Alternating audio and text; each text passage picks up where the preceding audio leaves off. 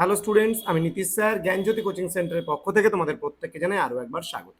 তো স্টুডেন্টস, আজকে আমি তোমাদের আলোচনা করব ইউনিট 1-এর এমসিকিউ বিএসসি আন্ডারস্ট্যান্ডিং ইন্ডিয়া যাদের রয়েছে তাদের জন্য 4 ইয়ার আন্ডার গ্র্যাজুয়েট প্রোগ্রামের অধীনস্থ যারা রয়েছে তাদের জন্য 4 ইয়ার আন্ডার গ্র্যাজুয়েট প্রোগ্রাম। ওকে, তো স্টুডেন্টস, তোমাদের আজকে আমি এটাই লাস্ট ক্লাস, এরপরে আর কোনো ক্লাস তোমাদের যাবে না। এরপর থেকে কিন্তু তোমরা থার্ড সেমিস্টারে ক্লাস পাওয়া আরম্ভ করবে এবং নতুন ফার্স্ট সেমিস্টার এবং কিছু ফিফথ সেমিস্টারের স্টুডেন্টদের জন্য ক্লাস যাবে।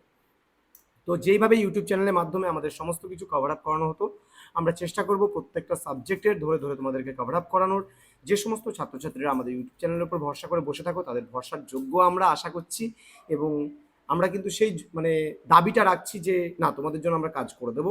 কিন্তু তোমরা যারা এখনো চ্যানেলটিকে সাবস্ক্রাইব করো তারা অবশ্যই চ্যানেলটিকে সাবস্ক্রাইব করো, পাশে থাকা বেল আইকন অল প্রেস করো। তোমাদের জন্য এই যে এতটা পরিশ্রম করা, এখন যদি স্টুডেন্ট সংখ্যাটা না বাড়ে তাহলে স্বাভাবিকভাবেই মনে হয় যে কাজটা করতে কাদের জন্য করবো, তাই না?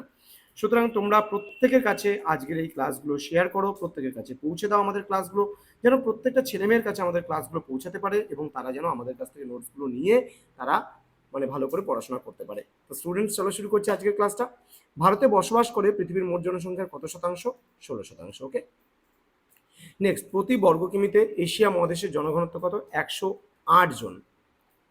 নৈডস পরিব্রাজন তত্ত্বটি পেশ করেন কত সালে? সেটা হচ্ছে 1972। মিজোরাম রাজ্যের বিখ্যাত উৎসবের নাম কি? চাপচারকুট। বিখ্যাত গঙ্গাসাগর মেলা ভারতের কোন রাজ্যে অনুষ্ঠিত হয়? পশ্চিমবঙ্গ। ওকে, নেক্সট, নব কলেবর ও রথযাত্রা কোন রাজ্যের প্রধান উৎসব? উড়িষ্যা। নেক্সট, আদিবাসী কুম্ভ মেলা পালিত হয় কোথায়? রাজস্থানে। ইডলি যেই রাজ্যের বিশেষ খাদ্য, কোন রাজ্যের? কর্ণাটক। তুলা থেকে তৈরি সুতার সাহায্যে জামা কাপড় তৈরি করার পদ্ধতি কি বলে? ওয়েভিং বলে। নেক্সট, ভেড়ার শরীর থেকে লোম সংগ্রহ করার পদ্ধতি বলে? শেয়ারিং বলে। কোন রাজ্যের পুরুষদের ঐতিহ্যবাহী পোশাক হলো পাগড়ি? এটা হরিয়ানা। ভারত সরকারের জনসংখ্যা নীতি অনুসারে 2051 সালে ভারতের মোট জনসংখ্যা কত হতে পারে? 164 কোটি। এটা কিন্তু জনসংখ্যা বিদ যারা, ভারত সরকারের যে রিপোর্ট অনুযায়ী সেটা বলা হয়েছে। জনসংখ্যার আঞ্চলিক বন্টন স্পষ্ট হয় কিসের সাহায্যে? কোনো অঞ্চলের জনঘনত্বের সাহায্যে। নেক্সট, 2011 সালের জনগণনা অনুযায়ী ভারতের সর্বাধিক জনঘনত্বপূর্ণ রাজ্যের নাম কি? বিহার। পরবর্তী প্রশ্ন, নারীর বিবাহের বয়স 20 বছরের ঊর্ধ্বে করা হয় কোন পরিকল্পনায়? সপ্তম পঞ্চবার্ষিকী পরিকল্পনায়। নিম্নলিখিত যে রাজ্য ভেঙে তেলেঙ্গানা রাজ্যের সৃষ্টি হয়েছিল সেটি কোন রাজ্য? অন্ধ্রপ্রদেশ। দেরাদুনের একটি শীতল প্রস্রবণের নাম সহস্রধারা। নেক্সট, পেনগঙ্গা, ওয়ার্ধা এবং বেনগঙ্গার মিলিত প্রবাহ কি নামে পরিচিত? প্রংহিতা। ভারতের সবচেয়ে কম জনসংখ্যা বিশিষ্ট কেন্দ্রশাসিত অঞ্চলের নাম কি? লাক্ষা ও মিনিকয়। নেক্সট, পৌর জনবসতিতে অকৃষিকাজে নিযুক্ত ন্যূনতম শতকরা পুরুষ কর্মী কত? 75%। তো স্টুডেন্টস, পরবর্তী আমি আরও তোমাদের 20টা করে আরও 40টা প্রশ্ন আলোচনা করার পূর্বে তোমাদেরকে বলবো, তোমরা যারা অনলাইনে পরবর্তী সেমিস্টার থেকে আমাদের কাছে অ্যাডমিশন নিতে চাও তারা অবশ্যই আমাদের এই যে দুটো নাম্বার দেওয়া আছে সেভ করে রাখো, এবং এই পরীক্ষাটা শেষ হলে আগামীকালকে থেকে আমাদের অ্যাডমিশনটা শুরু হয়ে যাচ্ছে পরবর্তী সেমিস্টারের জন্য। তোমরা অবশ্যই আমাদের সঙ্গে যুক্ত হও, আমাদের ক্লাস জয়েন করো।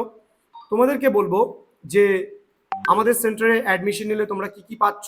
তোমরা 1199 টাকা পুরো কোর্স ফি, এর বিনিময়ে তোমরা পাচ্ছ পুরো প্যাকেজের নোটস পাচ্ছ, তোমরা আমাদের কাছ থেকে লাইভ ক্লাস পাচ্ছ, রেকর্ডেড ক্লাস পাচ্ছ, সব কিছু মিলে কিন্তু আমাদের এই কোর্স ফিটা নেওয়া হয় 1199।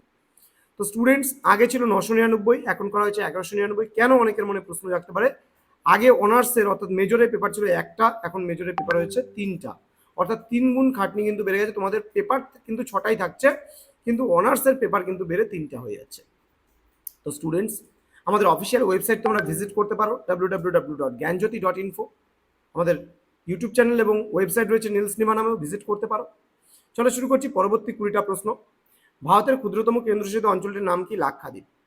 ভারতের উত্তরতম স্থানের নাম ইন্দিরা কল। আয়তনের বিচারে পৃথিবীতে ভারতের স্থান কত? 7ম।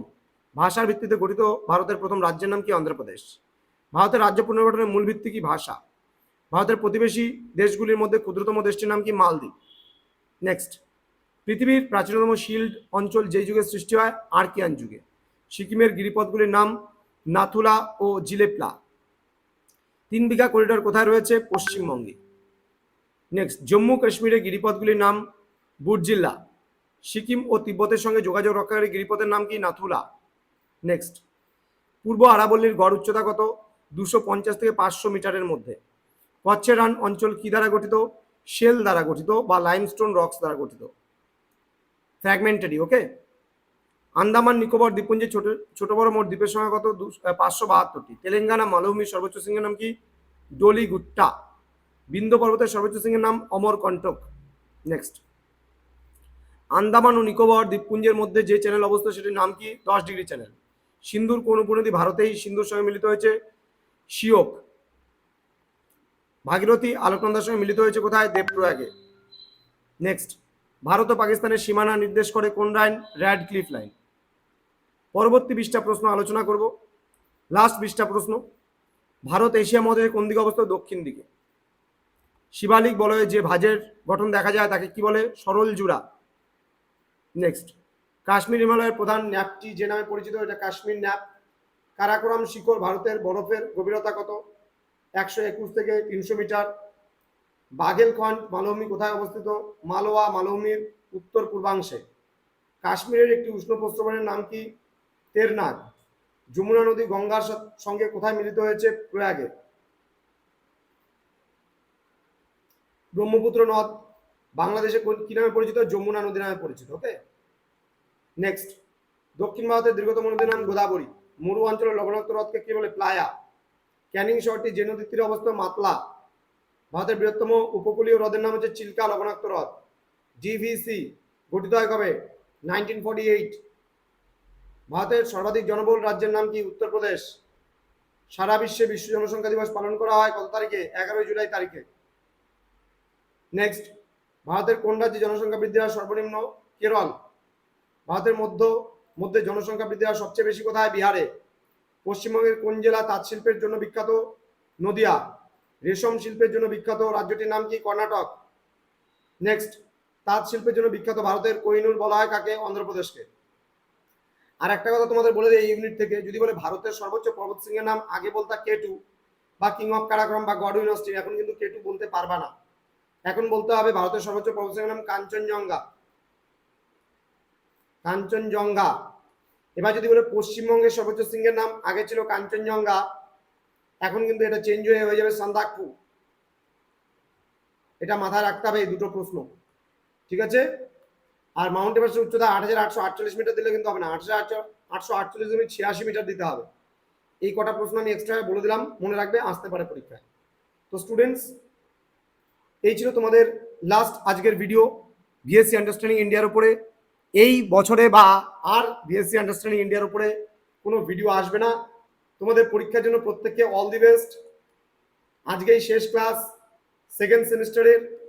আমরা দেখা করব খুব তাড়াতাড়ি। আগামী কালকে থেকেই থার্ড সেমিস্টারে আমাদের ইউটিউবে ক্লাস আরম্ভ হবে।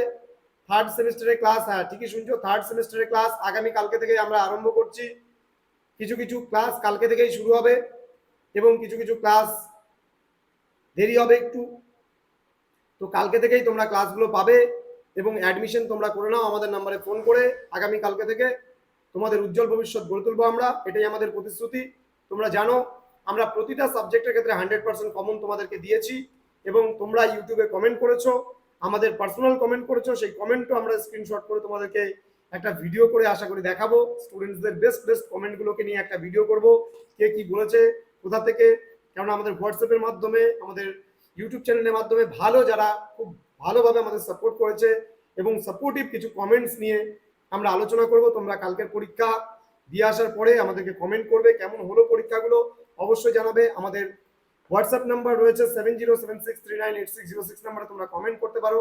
তোমাদের যা বলার আছে আমাদের সঙ্গে, কার কোন ক্লাসটা তোমাদের ভালো লেগেছে, কার ক্লাস কতটা হেল্পফুল হয়েছে, তোমরা অবশ্যই আমাদের কমেন্ট করে জানাও। যার যার মানে কমেন্টসগুলো খুব ভালো হবে, আমরা আগামীকালকে তাদের কমেন্টসগুলো নিয়ে একটা ভিডিও বানাবো। সমস্ত পরীক্ষাগুলো ভালো হয়েছে, আশা করি আগামীতেও ভালো হবে। তোমাদের সাথে আছি আমরা, পাশে আছি আমরা। তোমরা প্রত্যেকে ভালো থাকবে, সুস্থ থাকবে এবং পরবর্তী সেমিস্টারে আবার দেখা হবে তোমাদের সঙ্গে। Thank you so much, thanks for watching after all, thank you.